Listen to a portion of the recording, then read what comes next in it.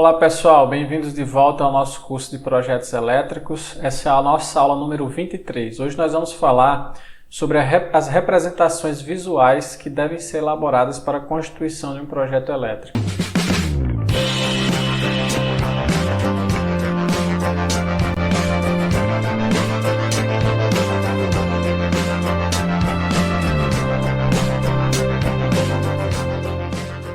Então, com relação às representações visuais, nós podemos afirmar que todo projeto deve prever e apresentar todas as suas representações quantitativas e visuais de maneira clara e padronizada para facilitar sua compreensão e consequentemente sua execução. Tá? Especificamente no caso de projetos elétricos, a gente pode recomendar que devem ser feitas pelo menos as seguintes representações, tá? A planta baixa das instalações elétricas, o diagrama unifilar demonstrando a conexão dos quadros e de todos os circuitos, a prumada elétrica para o caso de instalações que possuam vários pavimentos, os detalhes do padrão de entrada e detalhes de conexão que se façam necessários. A partir de agora a gente vai comentar um pouco cada um dessas representações e também apresentar exemplos, ok?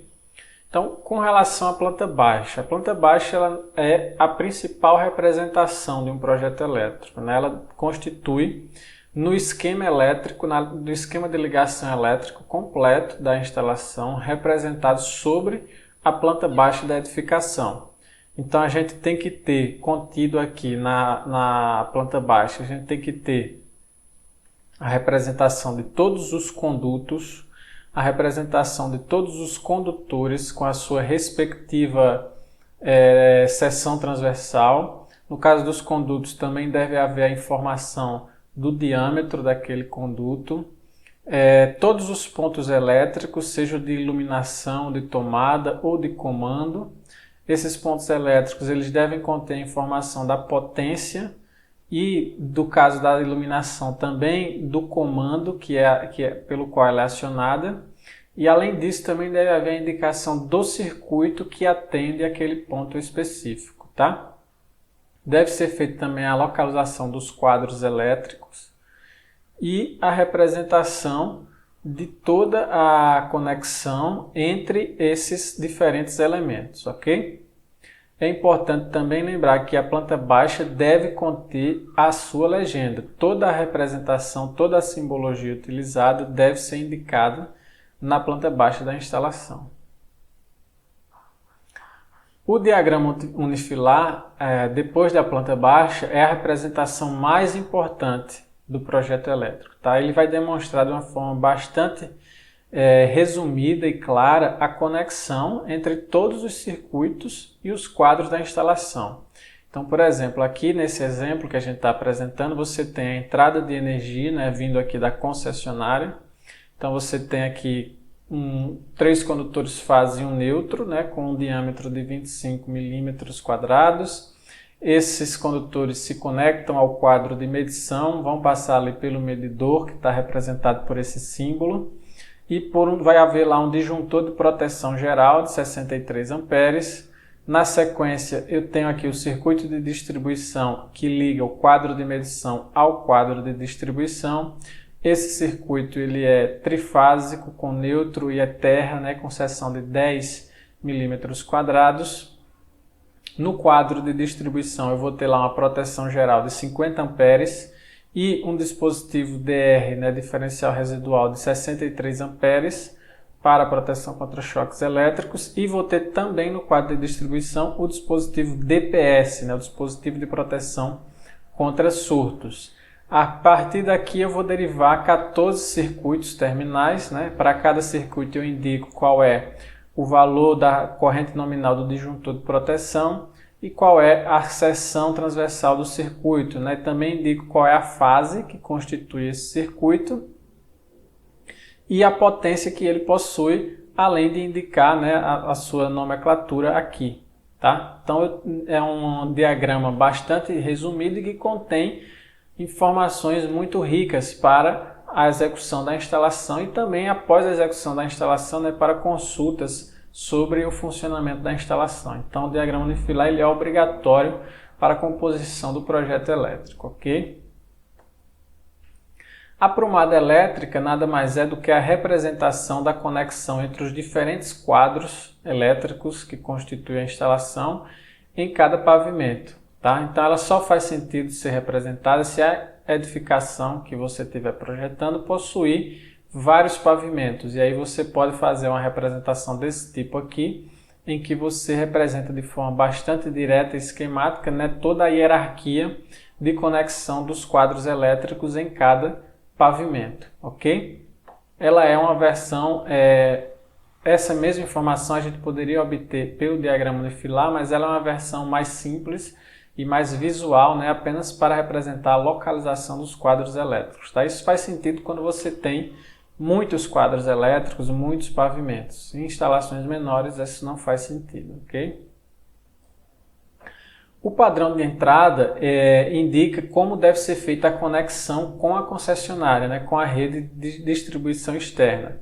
Essas informações, né, as exigências de como deve ser feita essa conexão, a gente encontra nas normas de distribuição unificada, nas NDUs. No caso aqui a gente já teve uma aula em que a gente apresentou a NDU 001, no caso da Energisa Paraíba, em que ela demonstra lá todas as exigências, né, para o caso de conexão com a rede. Então a gente vai ter todos os materiais que precisam ser utilizados, a seção dos condutores, o tipo de medidor que precisa haver, todas essas distâncias, tudo vai ser indicado na norma de distribuição unificada e é importante que a gente represente essas exigências no projeto elétrico para que quando no momento da sua execução o padrão de entrada seja executado em conformidade com as exigências da concessionária, ok? Por fim, os detalhes de conexão, né? Os detalhes de conexão, no caso, é uma representação opcional. Caso haja alguma conexão específica que o projetista acredita que precisa ser melhor dimensionada, melhor especificada para garantir que a sua execução vai ocorrer corretamente, então ele pode fazer isso, né? Por exemplo, aqui eu tenho um detalhe de como deve ser feita a conexão da haste de aterramento com o condutor de aterramento, né? Então eu vou especificar aqui que ele deve ficar dentro de uma caixa com tais dimensões, a conexão vai acontecer com a presilha tipo U de aço galvanizado, dessa forma, etc, etc, né? Então pode haver especificidades na instalação que eu quero dar um detalhe maior para garantir que a pessoa que irá executar de forma adequada e conforme o meu planejamento, tá? Então eu posso fazer esses detalhes de conexão, não é obrigatório, apenas se eu achar que é necessário, ok? E por fim, pessoal, a gente representa o produto final do projeto elétrico, geralmente ele vem representado na forma de pranchas.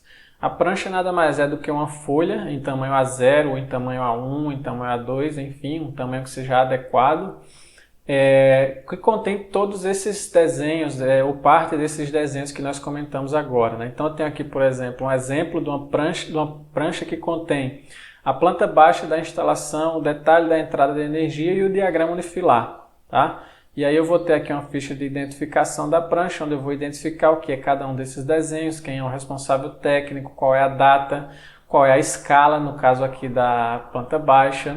Tudo isso será representado, ok? Então é importante tomar esse cuidado na montagem das pranchas. Você pode ter várias pranchas, né? Cada prancha com determinados desenhos. É importante apenas que você identifique, no caso de haver mais de uma prancha, você tem que identificar em cada prancha que ela é uma parte constituinte de um conjunto maior, tá?